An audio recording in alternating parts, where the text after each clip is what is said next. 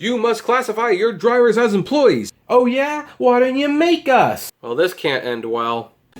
Xbox, Twitter, Uber, Postmates, Netflix, MoviePass, Google, eBay, DoorDash, Apple, Amazon, Airbnb, The Apptrepreneur. Hey everyone, this is Kevin the Apptrepreneur, and it is almost done. Almost done. Congress has officially passed AB 5. It is going to the governor's office, Governor Newsom, to sign. And this should be a happy day, but it's not. It's not for a lot of people. Because, look, I hate to be the one to pop the bubble. I want this to happen. I believe it should happen. And yet, it's really just the beginning. It is just the beginning of yet another fight. Now let's take a look at what I'm talking about. Here on Vice, you have Uber and Lyft's worst nightmares coming true in California. Legislators in California passed a bill Tuesday that signals an existential threat to the gig economy. It requires companies like Uber and Lyft to treat their drivers as employees, making them eligible for health care, paid parental leave, and a $12 minimum wage. It also affirms their right to organize unions and bargain collectively over wages and working conditions.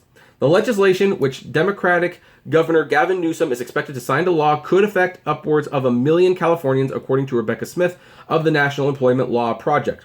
This would include not only rideshare drivers, but also janitors, nail salon and construction workers, and food delivery couriers and bike messengers. Honestly, the biggest concern I have is how it might affect, nurses and psychologists, people like that. However, again, we should mention that AB 5 doesn't actually make drivers employees instantly.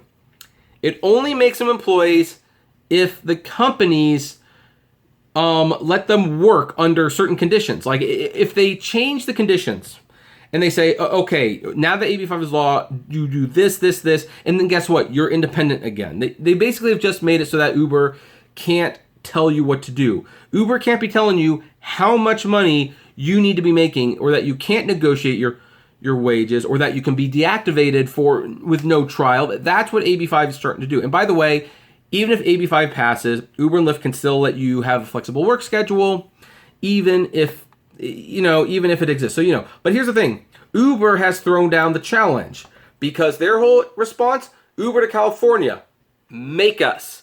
Look, I told you, this is not going to be over within one day. It probably won't even be over when Gavin Newsom signs the bill. And here's why. Because Uber is very powerful. And they are very big, and they've got a lot of money, supposedly. Well, it's kind of funny. For a company that does not make any money, they certainly have enough money to commit to $30 million to fighting this.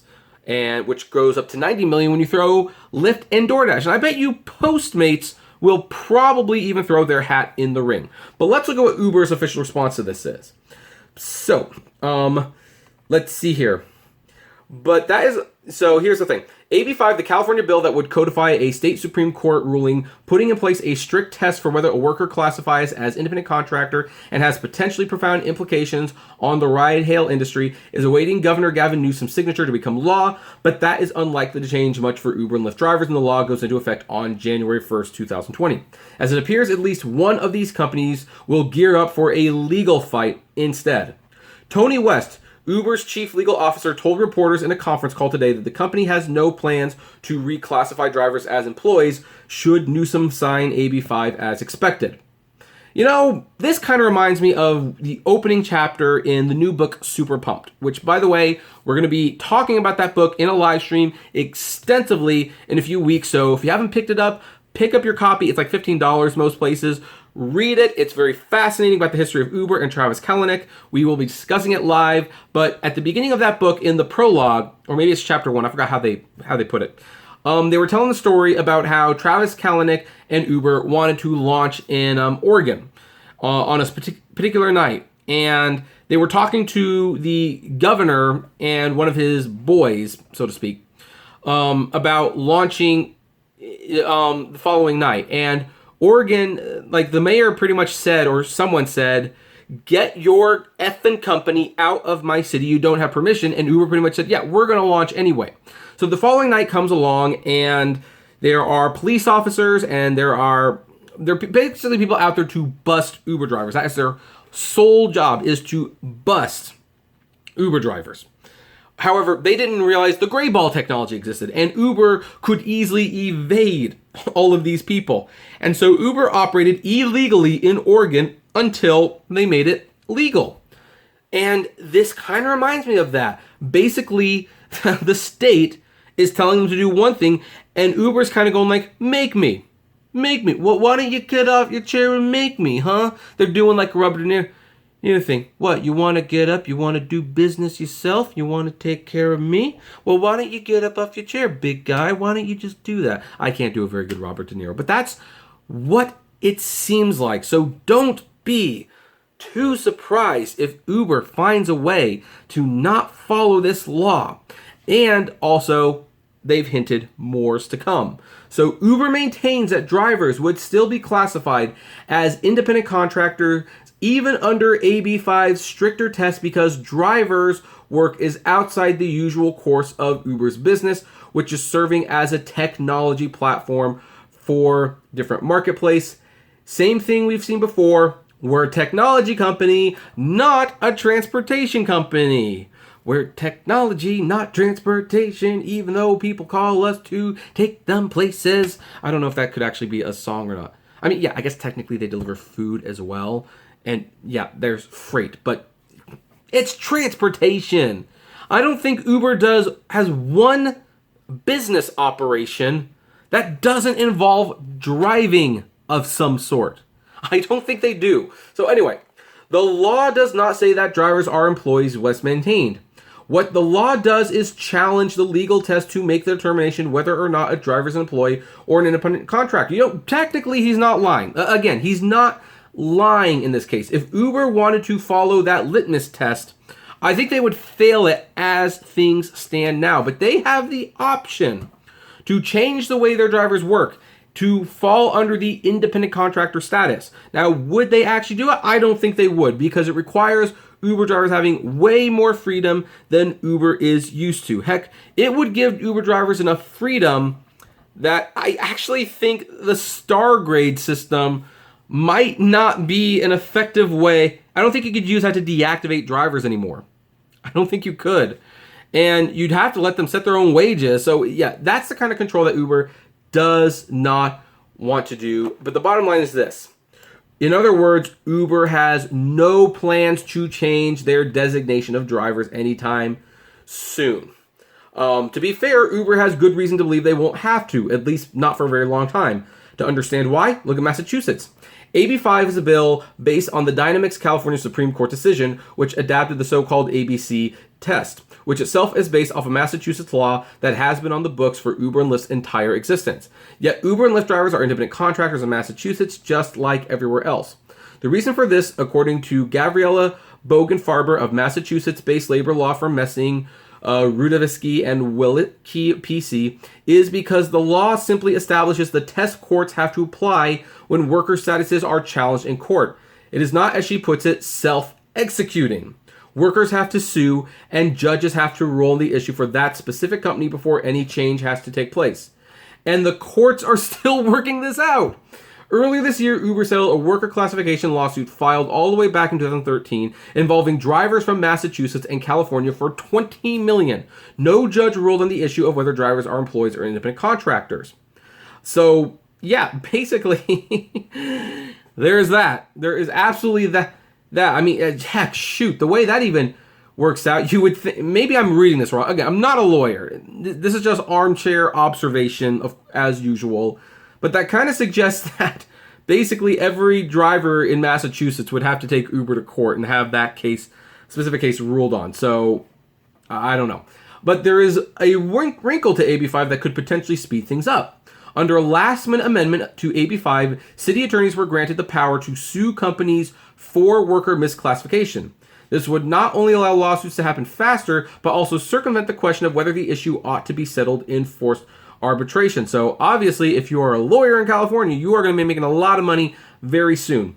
In any event, West made clear during Wednesday's conference call, Uber will continue to classify drivers as independent contractors while also pursuing a ballot measure to let voters decide. West likened AB5 to a harder test that Uber must pass, but one he believes they will. A harder test does not predetermine an outcome, West added. That will be up for the courts to decide. So basically, they're going to waste everyone's time in the legal system as much as they possibly can. And until such law is established, Bogenfarber said Uber can continue to classify workers as they want. So there you have it, folks. January 1st is going to come and go. You're not going to be an employee, not right away. Uber will do what they can to fight this. By the way, thank you, Aaron Gordon, for continuing to write in defense of the drivers. Your articles are awesome. So here's the thing. I am personally very, very glad that this is going on, especially because it sends a loud message to Uber, Lyft, and Postmates that they just can't do whatever they want.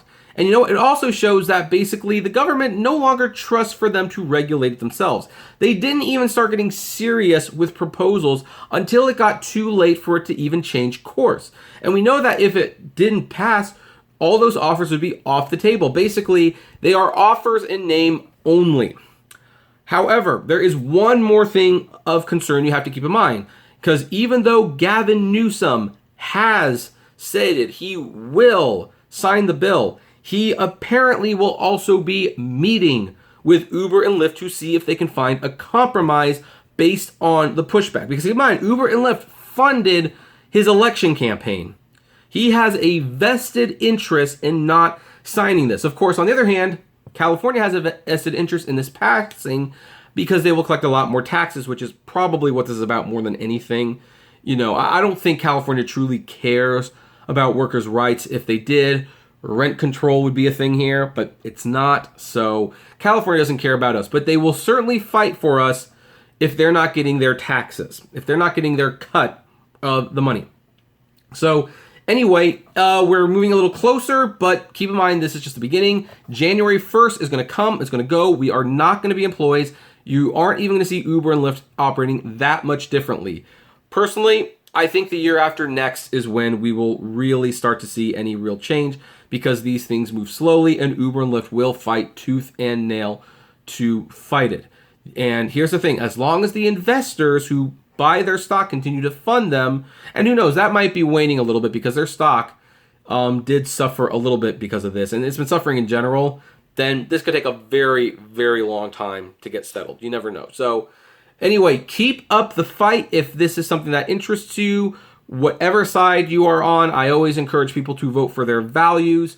And I think I'm going to be talking to, we're going to have some of these organization leaders on this channel soon, I believe. I'm going to send out invitations to them so that they can share what they're doing out there and what they think of Uber's statement and, you know, what they plan to do if Uber and Lyft decide to take legal action. In the meantime, what do you think? Does this make you happy? Does it make you sad? I would love to know. So comment below, like, favorite, share, subscribe. If you enjoy my videos, consider becoming a Patreon member. It's totally optional, of course, but even as little as $1 a month goes a long way to helping the channel run smoothly, and you get access to my Patreon exclusive blog. Also, if gas prices are getting just a little down, check out the Get Upside app below. It's totally free, but you get cash back on every gas purchase. If you want more content from me that's not rideshare related, check out my other YouTube channels, Kevin T. Rodriguez, the Apptrepreneur Vlogs, and Autograph Hounds. And finally, if you want to talk to me or other fellow rideshare drivers out there, check us out at the Apptrepreneur Hangouts on Facebook. And as always, flame responsibly. Have a good one.